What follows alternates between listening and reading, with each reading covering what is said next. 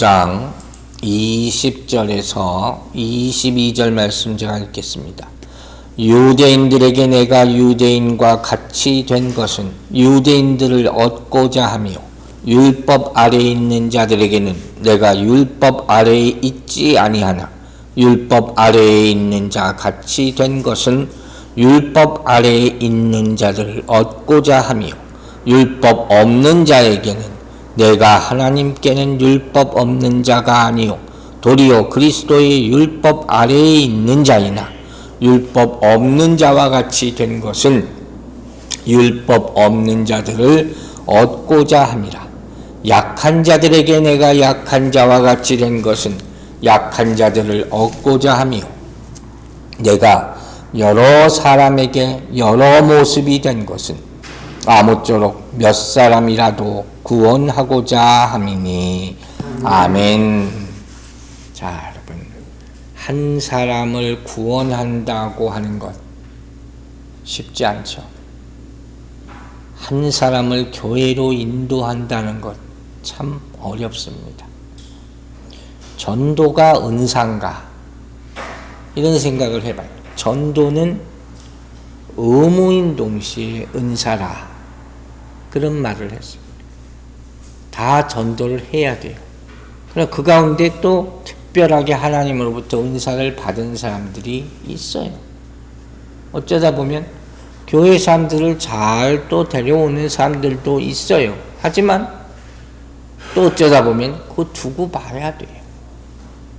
그래서 우리가 안타까운 마음으로 이런 상황을 보면서 여러 가지로 지금 우리가 보고 있는 이 바울 사도의 전도 전략, 지난주부터 보기 시작했잖아요. 이게 참 중요하다는 거예요. 세 가지 전도 전략을 사도 바울이 사용했다고 했어요. 그 첫 번째가 뭐였습니까? 낮아짐이었어요. 두 번째가 같아짐. 세 번째가 절제함이에요. 낮아짐, 같아짐, 절제함. 이 세 가지가 우리가 전도하러 나갈 때, 누구를 만날 때마다 기억나게 되기를 주의 이름으로 축원합니다. 자, 지난주에 사도 바울의 첫 번째 전도 전략, 즉 낮아짐에 대해서 봤죠. 자, 고린도전서 9장 19절 말씀 다시 한번 보겠습니다. 내가 모든 사람에게 자유로우나 스스로 모든 사람에게 종이 된 것은 더 많은 사람을 얻고자 합니다. 바울은 스스로 종이 되었어요. 그 이유는 뭡니까? 더 많은 사람에게 섬기기 위해서, 더 많은 사람들에게 복음 전하기 위해서. 그래서 자기의 많은 자유와 권리를 포기합니다. 오로지 더 많은 사람을 얻게 하기 위해서. 여러분 기억하세요. 내가 낮아질 때 한 사람이 높아질 수 있습니다. 그게 섬김의 기본 원리죠. 내가 죽을 때 한 사람의 영혼이 살아납니다. 그게 십자가죠. 이런 일이 우리 그리스도인의 일상 가운데 일어나야 된다는 거예요. 지난주일 공교롭게도 우리 서집사님 가정에서 우리가 귀한 식사 교제를 함께 나눴어요. 그 땀을 뻘뻘 흘리시면서 그 봉사하는 모습이 참 여러 사람에게 유익을 준 거죠. 그게 참 하나님이 축복이 될 줄로 믿습니다. 그런 모습들이 교회 안에 많이 있을 때 하나님의 역사가 나타난다는 거예요. 오늘 바울 사도의 그 두 번째 전략을 보기 시작합니다. 그게 뭐냐? 같아짐이에요. 이게 참 좀 낮아짐은 많이 들어봤을 거예요. 수도 없이 들어봤을 거예요. 같아짐은 별로 못 들어봤을 거예요. 자, 고린도전서 9장 20절 보겠습니다. 유대인들에게 내가 유대인과 같이 된 것은 유대인들을 얻고자 하며 율법 아래에 있는 자들에게는 내가 율법 아래에 있지 아니하나 율법 아래에 있는 자 같이 된 것은 율법 아래에 있는 자들을 얻고자 하며. 창피한 말씀이죠. 먼저 19절과 공통되는 말씀은 뭐예요? 얻고자 하며. 이 얻고자, 최종 목표, 이건요 19절, 20절, 22절, 21절, 25절 계속 나와요. 마지막에 바울의 오로지 목표는 얻고자 함이어예요. 이런 단어가 눈에 확 들어와야 되는 거예요. 다른 이유 다 제쳐놓고 가장 우선순위. 서두에서도 말했잖아요. 한 사람을 구원한다는 것이 절대로 쉬운 일이 아니라는 거예요. 예수님은 이를 위해서 십자가에 못 박혀 죽으셨어요. 그럼 바울은 어떻게 했냐? 먼저는 낮아졌고 이제 두 번째로 어떻게 됐어요? 내가 그 사람과 같이 되려 했다 하는 거예요. 같이 되려. 이걸 다르게 표현하면 뭘까요? 내가 그 사람의 눈높이와 맞추려 했다. 눈높이를 맞추는 거죠. 그럼 여러분 훨씬 쉽게 이해될 거예요. 근데 사실 이 전략도 예수님이 먼저 하신 거예요. 자, 유명한 구절이죠. 빌립보서 2장 6절과 7절 보겠습니다. 그는 근본 하나님의 본체시나 하나님과 동등됨을 취할 것으로 여기지 아니하시고 오히려 자기를 비워 종의 형체를 가지사 사람들과 어떻게 해요? 같이 되셨고 나오죠. 이제 사람의 모양으로 나타나서 자기를 낮추시고 죽기까지 복종하셨으니 곧 십자가에 죽으심이라. 이 빌립보서 2장 6절과 7절 말씀에 낮아짐과 같아짐이 다 나오죠. 이 핵심이에요. 하나님이신 예수님은 사람이 겪는 이 땅에서 겪는 고통과 아픔들을 다 스스로 경험하기 위해서 직접 사람으로 오셨어요. 이 모습을 뭐라 부릅니까? 성육신, 인카네이션입니다. 성육신, 정말 중요한 말씀이죠. 이걸 누구도 이해 못하는 거예요. 그러니까 성육신이라는 것은 예수님이 우리와 눈높이를 맞추기 위해서 행하신 가장 위대한 선교 전략이다. 이렇게 얘기해요. 여러분 이해가세요? 이게 어떻게 선교입니까? 하늘에서 땅으로 선교 여행을 오신 것이죠.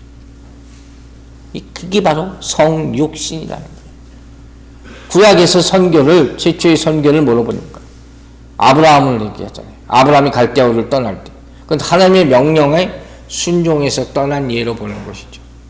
마찬가지로 신약 성경에서 예수 그리스도께서 하늘의 보좌를 버리시고 이 땅으로 오신 모습을 선교 전략에 빗대서 설명할 수 있다는 거예요. 또 내려오시기만 했습니까? 여기 지상에서 3년 반 동안의 공생애 동안 제자들과 같이 또 생활하셨죠. 그것도 같이죠. 예수님은 혼자 계시지 않았어요.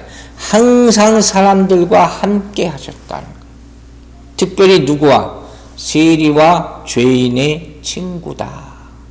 세리와 죄인의 친구라고 복음서에 여러 차례 말하고 있어요. 그리스도인이면 외톨이가 돼서는 절대로 안 되는 거예요. 나 혼자 깨끗한 사람이 어디 있어요? 나 혼자 거룩한 사람이 어디 있어요? 그거야말로 가장 교만한 사람이 그런 거죠. 모든 사람의 친구가 될 수 있는 것이 가장 기본적인 선교사의 마인드라는 것이죠. 이 같이 한다는 데 내용은 참 의미심장하고 깊은데 여러 가지 예가 있어요. 보니까 예를 하나 들게요. 도대체 어디까지 같이 해야 되나 이런 예들을 들으면 우리가 마음에 부담이 좀 생길 수가 있어요. 제가 오래전에 읽은 책에서 성다미행이라는 수도사죠. 천주교 수도사에 대한 이야기가 생각이 났어요. 무슨 얘기냐면 이분이 이제 길을 걷다가 문둥병자들만 있는 섬이 있다는 것을 누가 알려줘서 보게 돼요. 그때부터 그들을 위해서 기도하고 싶은 생각이 막 드는 거예요. 기도하기 시작합니다. 그러다 결국 하나님 응답을 받고 그 문둥병자들이 사는 섬으로 가요. 그래서 문둥병 환자들, 한센병이죠. 요새는 그렇게 얘기하죠. 그 사람들을 섬깁니다. 정성으로 섬겨요. 근데 문제가 하나 있었어요. 왜? 그 사람들이 이 수도사를 마음으로 영접을 안 하는 거예요. 진심으로 영접을 안 해요. 도와줘도 감사하다는 무슨 뭐 그런 것도 없어. 왜 그런가 했더니 어느 날 누군가가 얘기하는데 이렇게 얘기하는 거예요. 당신은 건강하지 않냐? 우리보다 훨씬 건강하지 않냐? 우리를 돕는 것은 그냥 동정심에서 나오는 것이. 그냥 희생한다고 하지만 그냥 쇼업하는 거 아니냐 하는 말. 그렇게 얘기하는 거예요.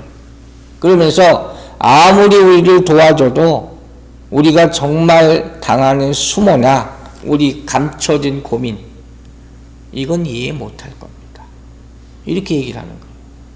이 수도사가 얼마나 가슴이 아팠겠어요. 그래서 이 다미행이라는 사람이 그때부터 다시 또 기도를 하기 시작합니다. 여러분 뭐라고 기도했는지 아세요?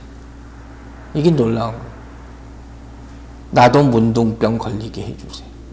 이렇게 기도를 하는 거예요. 그래서 어떻게 됐을 것 같아요?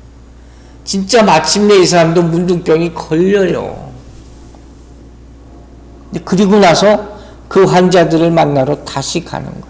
그때 비로소 그 사람들이 이 사람을 마음으로 맞아줬다는 거예요. 그리고 또 질문을 합니다.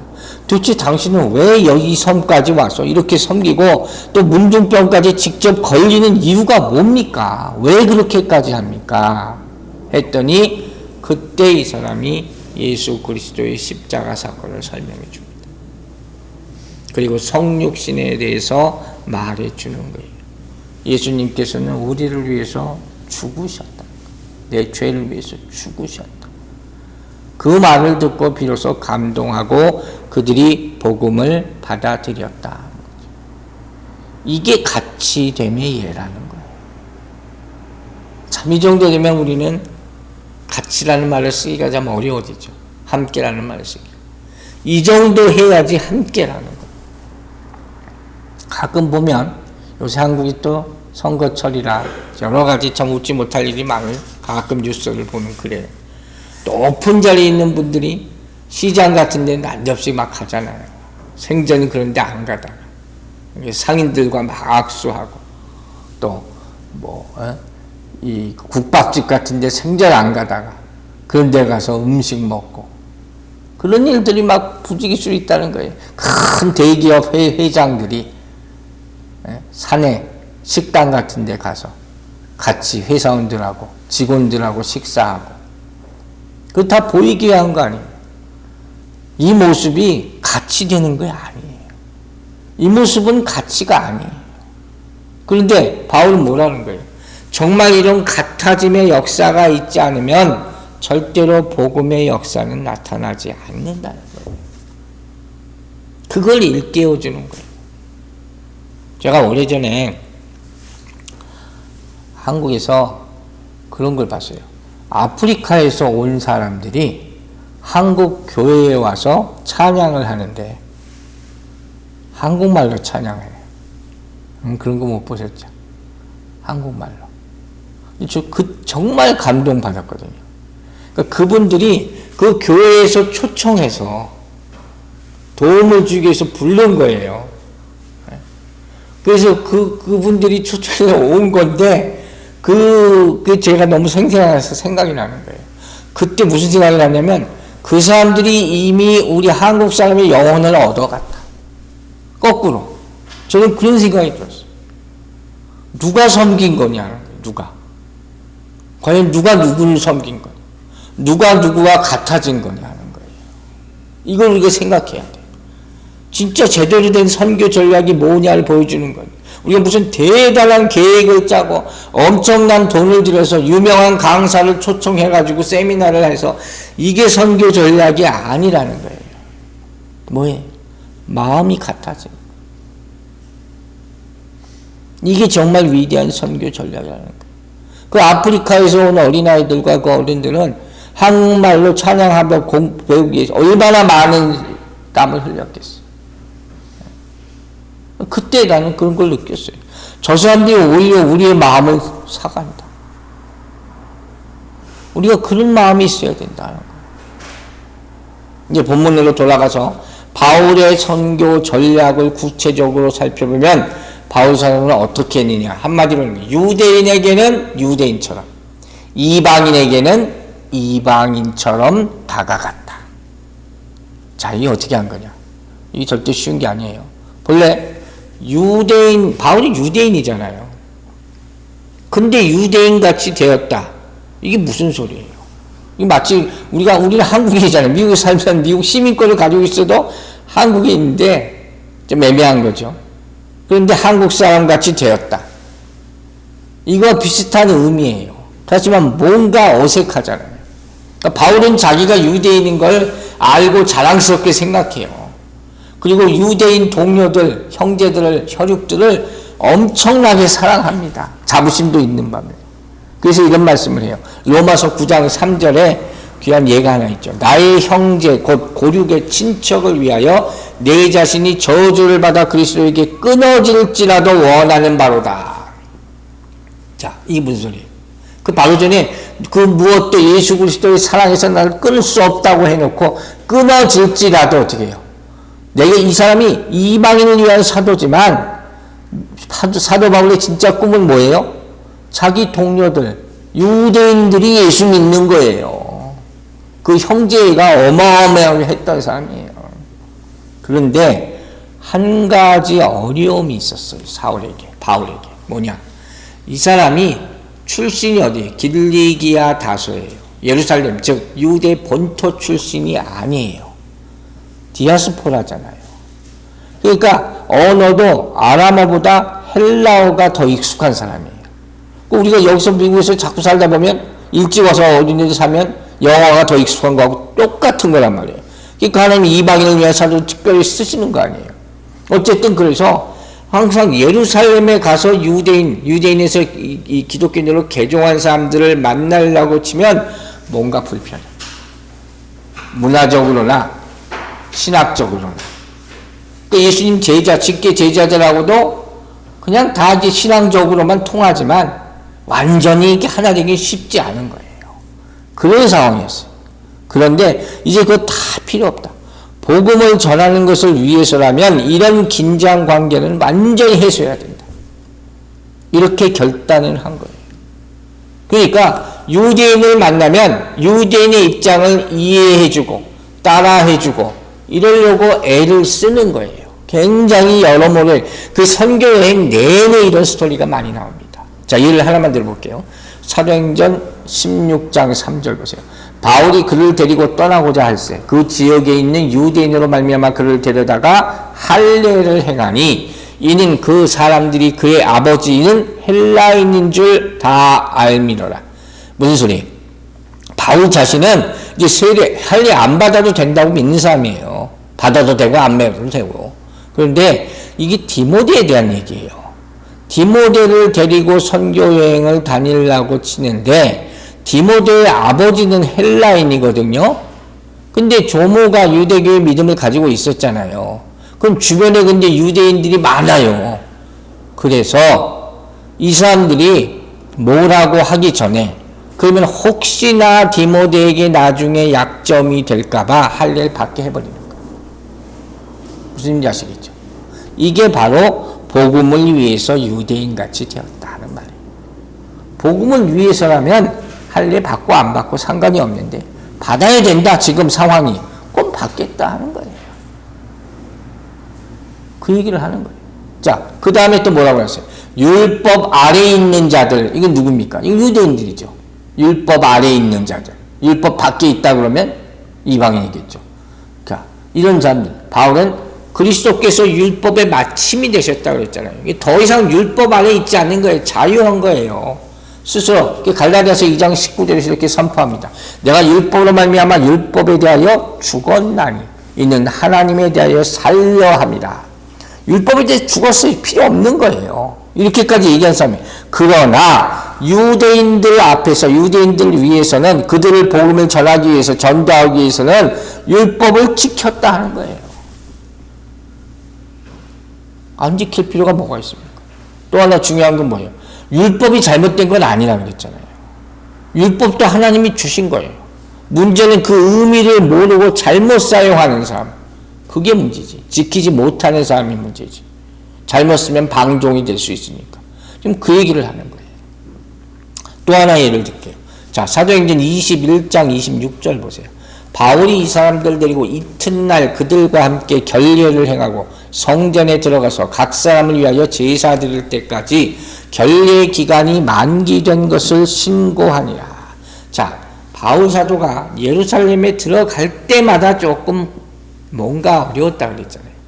그러니까 아예 예루살렘 들어가기 전에 모든 그에 대한 오해를 불식시키고자 우호적인 제스처를 쓰는 거예요. 즉 율법대로 성전에 들어가기 앞서 정결례라는 것을 행하겠는데 이걸 미리 다 해버리는 거예요. 나는 이제 이방인을 위한 사도니까 필요 없어 이러지 않았다는 거예요. 예루살렘 가면 그 율법을 다 지켰다는 거예요. 심지어 나중에 보면 나시린의 서원을 하는 사람, 그 사람들을 경제적으로 서포트하기까지 합니다. 도와줄 수 있으면 다 도와줬다 하는 거예요. 그러니까 이런 여러 가지 이야기를 보면 고개를 갸우뚱하는 분들이 있을 수가 있어요. 이 사람은 뭐야? 이 사람 믿는 거야? 안 믿는 거야? 이 사람은 그냥 처세술의 달인처럼 사는 사람 아니야? 이랬다 저랬다. 그 많은 논란이 될 수가 있죠. 얼마나 많은 오해의 억측이 있겠어요. 목사의 자리에 있다 보면 이런 억측이나 오해를 받을 수가 있어요. 여기서 저기서 다 주장하는 게 틀리니까. 그런데 이런 바울의 모습은 그가 유대교와 기독교를 혼동했다는 얘기가 아니에요. 율법과 자유를, 복음을 혼동했다는 얘기도 아니에요. 오로지 기독교의 복음을 효과적으로 전하는 게 이게 바울의 목표잖아요. 그러기 위해서는 유대인들을 만나면 그들과 공유할 수 있는 부분 뭐예요? 율법. 그거 집중했다는 거예요. 그걸 대화하고 실마리를 찾으려고 노력했다는 거예요. 그리고 가장 큰 목적, 계속 공통되는 목적이 뭐라고요? 얻고자 함이라. 얻고자 함이라. 그것만 계속 생각하는 거예요. 저 사람 내가 얻어야 돼. 구원을 받게 만들어야 돼. 그러니까 그렇게 눈높이를 맞출 수 있었던 근본 원인은 뭡니까? 그 영혼에 대한 사랑과 관심. 오로지 그거예요. 누가 뭐라 그러든 바울 같은 처지를 보면 분명히 오해받을 일을 엄청나게 많이 하고 다녔을 거라는 거예요. 근데 상관 안 하는 거예요. 그 평가는 그 후에 나오는 거예요. 바울 시대에 바울이 어떤 평가를 받았을 것 같습니까? 욕만 엄청나게 먹었을 거예요. 그러나 지금 이렇게 바울이 거의 우상화될 정도가 되어버리잖아요. 그 영혼에 대한 관심이라는 거예요. 우리는 항상 이걸 생각해야 돼요. 바울이 얼마나 낮아졌느냐. 우리가 전도할 때 예수 믿으세요? 우리 교회 한번 나와보세요. 이거 가지고 안 된다는 거예요. 더 숙여야 돼. 내가 먼저 숙이고 들어가는 거. 이게 필요할 때가 있단 말이에요. 우리가 이런 게 있어요. 믿지 않는 사람하고 만날 때 어떤 신앙에 대한 대화를 할 때 긴장되는 요소들이 있거든요. 그런 것들이 있습니다. 목사님 저도 그런 것들이 있어요. 옛날에 제가 비행기 타서 옆에 이렇게 앞자리에 유대인이 탄 적이 있었어요. 유대인. 딱 봐도 유대인이에요. 근데 여러분들 그걸 아시죠? 이 사람들 자존심 엄청 셉니다. 나는 성경책을 딱 펼쳐있으니까 저 사람들 나를 뭐라고 생각하는지 모르겠지만 우리가 전도하잖아요. 저번에 전수민 간사가 그 얘기 했는데 전도하는데 요 커피숍에서 전도하다가 그 사람들이 그렇지 웃으면서 그러더래요. 자기는 유대인들이라고. 그러니까 자기는 하나님 믿는다는 거예요. 그런 자부심이 있단 말이에요. 은근히 깔보는 그런 게 있단 말이에요. 내가 그 사람한테 말을 걸라고 그러니까 그 사람 딱 그게 있는 것 같아. 무슨 성경을 뭘 보나 하는 거죠. 그래서 제가 그냥 기억나는 걸 히브리어를 몇 자를 얘기를 했어요. 그때 이 사람이 엄청 좋아하는 거예요. 너 히브리어를 어떻게 하니? 내가 숙이고 들어간 거죠. 그래서 대화가 시작된 적이 있어요. 깊이 있는 얘기는 못하지만 예수에 대해서 얘기를 한 적이 있어요. 무슨 얘기를 하려고 그러냐? 우리는 어떨 때 보면 너무 폐쇄적이에요. 너무 목이 뻣뻣하고 자존심이 강한. 그래서 음식 장사하시는 분들 보세요. 한국에 배달 어마어마하게 한다고 그러더라고요. 뭐든지 다 해줘, 뭐든지. 다 손님 비위를 맞추고. 그런 마음이 필요하다는 거예요. 복음을 전하기 위해서. 그러니까 바울은 그런 마음이에요.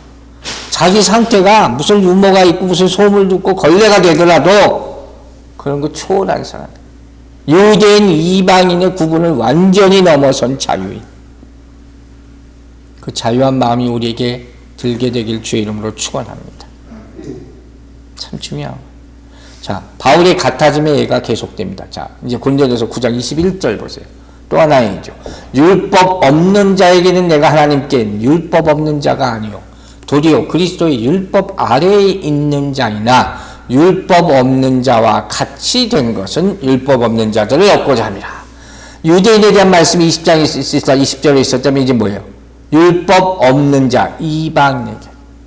이방인을 대할 때도 원칙은 똑같아요. 오로지 뭐예요? 이방인을 만날 때는 이방인처럼 사는 거예요. 율법에 상관없는 사람처럼 사는 거예요. 이방인들은 가장 큰 아픔이 뭐예요? 유대인들에게 멸시당하는 거잖아요. 너희는 율법 없는 자고 언약 없는 자고 할례 못 받은 자고 유대인의 3대 자존심 그걸 다 내세우고 얘기하니까 이방인 출신 그리스도인들은 사실 굉장히 할 말이 없거든요. 근데 거기 가서 그런 얘기를 안 하는 거예요. 그런 얘기를 하면 안 되죠. 상처를 건드리는 거니까. 고린도전서 8장 9절로 다시 돌아갑니다. 절대로 잊지 말아야 될 핵심이죠. 그런즉 너희의 자유가 믿음이 약한 자들에게 걸려 넘어지게 하는 것이 되지 않도록 조심하라. 항상 이걸 생각하고 있는 거예요. 나는 자유해. 바울은 율법 없는 자가 아니에요. 오히려 율법을 너무 통달한 사람이지. 율법 아래에 있는 자였죠. 그렇지만 이방인의 사도로 부름 받았잖아요. 이방인을 대할 때는 율법에 대해서 얘기 안 하는 거예요. 굳이 얘기할 필요가 뭐가 있어요? 잘난 체 하는 것도 아니고.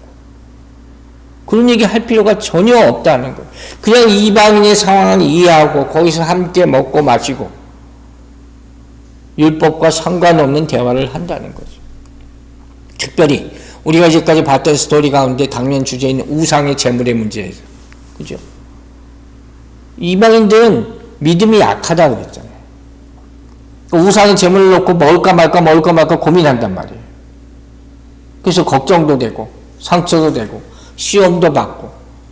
바울은 이런 사람 만나면 우상의 우자도 안 꺼내요. 그냥 같이 먹든지 아니면 아예 안 먹든지 이렇게 한다는 거죠. 그리고 그 결과를 에베소서에서 이와 같이 표현합니다. 자, 에베소서 2장 11절부터 13절 말씀을 제가 볼게요. 그러므로 생각하라. 너희는 그때 육체로는 이방인이요 손으로는 육체에 행한 할례를 받은 무리라 칭하는 자들로부터 할례를 받지 않은 무리라 칭함을 받은 자들이라. 전형적인 이방인이죠. 그때라는 말을 꼭 기억하셔야 돼요. 옛날이죠. 또 그 다음 12절 그때 또 나옵니다. 너희는 그리스도 밖에 있었고 외인이죠. 이스라엘 나라 밖의 사람이라. 약속의 언약들에 대해서는 외인이요 세상엔 소망도 없고 하나님도 없는 자이라. 할례 받지도 않고 언약 받지도 않았고 제가 미리 얘기했잖아요. 그대로 나오는 거예요. 자 이제 13절 이제는 그때는과 이제는의 차이가 여기 나오는 거예요. 전에 멀리 있던 너희가 그리스도 예수 안에서 이제 들어왔어요. 밖에 있다가 그리스도의 피로 어떻게 됐어요? 가까워졌느니라. 이게 같아졌다는 거예요. 전에는 다 같아지지 않았어요. 이제는 같아졌어. 예수 그리스도 안에서. 에베소 2장 11절 13절이 오늘 본문의 같아짐을 딱 표현하는 말씀이에요. 여기서 하나 주의할 건 있죠. 그래서 잘못 생각하면 이건 기준이 없는 거 아니야 헷갈릴 수 있다는 거예요. 근데 그렇지 않다 그랬잖아요. 복음은 하나예요. 우리가 알아야 돼요. 복음은 하나지만 여러 가지 옷을 입을 수 있어요. 진리는 동일하지만 표현 방식이 다양할 수가 있다는 거예요. 결론적으로 제가 이런 표현을 쓸게요. 복음을 효과적으로 전하기 위해서 가장 필요한 건 뭐냐? 자기 것이 없어야 된다는 거예요. 오로지 복음만. 나는 내 생각에는 이게 없어야 돼요. 그리고 다른 사람들이 알아듣기 쉽게 전하려는 겸손과 열정이 있어야 돼요. 우리가 다른 사람 만나서 내가 잘난 거 얘기한다고 그 사람들이 그거 가지고 눈물 흘릴 사람이 누가 있겠습니까? 절대로 그런 일을 해서는 안 된다는 것이죠. 마지막으로 고린도전서 9장 22절 보겠습니다. 약한 자들에게 내가 약한 자와 같이 된 것은 약한 자들을 얻고자 하며 내가 여러 사람에게 여러 모습이 된 것은 아무쪼록 몇 사람이라도 구원하고자 함이니. 바울이 정말 하고 싶은 말이 여기 22절에 나오는 거예요. 약한 자들, 8장에서 우리가 봤던 개념, 제사 음식 먹는, 우상의 점을 먹는 거기에 대해서 참 지식이 없는, 참 믿음이 없는 사람, 그래서 항상 불안해하고 죄책감 갖고 양심에 가책받는 사람들, 이 사람들이 그런 마음을 갖게 해서는 안 된다는 거예요. 바울은 약한 자가 절대로 아닙니다. 하나님 앞에서 믿음의 자유, 신앙의 자유, 강한 양심을, 이 사람 성격도 굉장히 스트롱한 사람이에요. 예수 믿는 사람 핍박한 모습을 보면 우리가 알 수 있잖아요. 그러나 약한 사람을 대할 때는 절대로 그것을 드러내지 않았어요. 자유도 포기하고 권리도 포기하고 그리고 다가가는 거예요. 왜? 얻고자 함이라. 그죠? Final purpose. 마지막 목적이에요. 얻고자 함이라. 오로지 이거예요. 그러면 헬라어 원어를 보면 같이 되었다 하는 말은 에게네토라는 단어를 쓰는데 사실 이 원어의 뜻에는 뭐뭐 같이, 뭐뭐처럼 이런 뜻은 없어요. 이게 무슨 말인가 하면 약한 자 같이 약한 척했다. 약한 모습을 보이려 했다. 이런 뜻이 아니라는 거예요. 그럼 뭐냐? 약한 자가 그냥 돼버렸다는 거예요. 약한 것처럼 보이려 했다는 게 아니에요. 죄인처럼 보이려 했다는 게 아니에요. 죄인이 되었다. 약한 자를 구하기에 나도 똑같이 약한 자가 되는 거예요. 문둥병 걸린 그분처럼. 죄인을 구하기 위해서 나도 죄인이 된 거예요. 누구처럼? 예수 그리스도처럼. 똑같이 정말 되는 거예요. 자기의 명예, 위상, 권리, 자유 다 포기한 거예요. 이게 십자가라는 거예요. 결론입니다. 바울은 누가 이런 표현을 했어요. 지금 이 모습은 마치 주변 환경에 맞춰서 자기의 몸 색깔을 다 변화시키는 여러 사람에게 그 뭐라 그래요? 색깔을 변화시키는 그 파충류가 있죠. 카멜레온. 마치 그런 카멜레온 같다. 그런데 바울과 카멜레온이 다른 점이 있어요. 카멜레온은 뭐예요? 몸 색깔을 변화한 게 자기 스스로를 보호하기 위해서 색깔을 보호색을 나타내는 거잖아요. 근데 바울은 다른 사람들을 복음화시켜서 그들을 살리게 만드는 이타적인 카멜레온. 그때마다 그 사람에게 맞춰준 이게 바로 이웃사랑을 실천하는 그리스도인의 모습이다. 전형적인 모습이 된다는 거예요. 여러분, 이처럼 복음의 결실을 얻기 위해서 아주 중요한 말씀이에요. 문화적인 차이도 넘어서야 되고 종이 돼서 섬기고 같이 돼서 사명을 감당해야 될 줄로 믿습니다. 복음은 모든 이에게 차별 없이 주어지는 은혜라 그랬어요. 그러므로 전하는 사람도 마찬가지로 모든 이에게 차별 없이 다가갈 수 있어야 한다. 그게 중요한 거예요. 여러분, 사람들은 모두 자신의 눈높이라는 게 있어요. 자신의 눈높이로 세상을 봅니다. 내 눈높이로 바라보는 세상은 타인이 바라보는 세상과 달라요.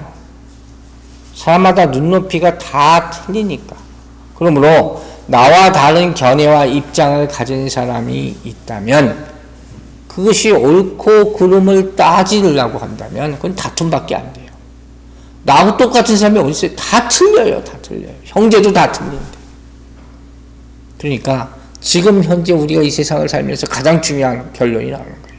지금 우리 모두에게 정말 필요한 것은 내 눈높이를 가지고 타인을 바라보는 게 아니라 타인의 눈높이에 자신을 맞추는 것이다. 이게 중요한 거예요. 이와 같이 할 때 복음의 통로가 열리게 될 줄로 믿습니다. 바울처럼 살게 되기를 주의 이름으로 축원합니다. 기도하겠습니다. 아버지 하나님, 바울의 전도 전략 두 번째 같아짐을 우리가 배웠습니다. 같아진다는 것이 참 어려운 사실이야. 우리가 행동으로 옮기기에, 그렇게 살기에 참 어렵다는 것을 우리가 압니다. 그러나 노력해야 할 줄로 믿습니다.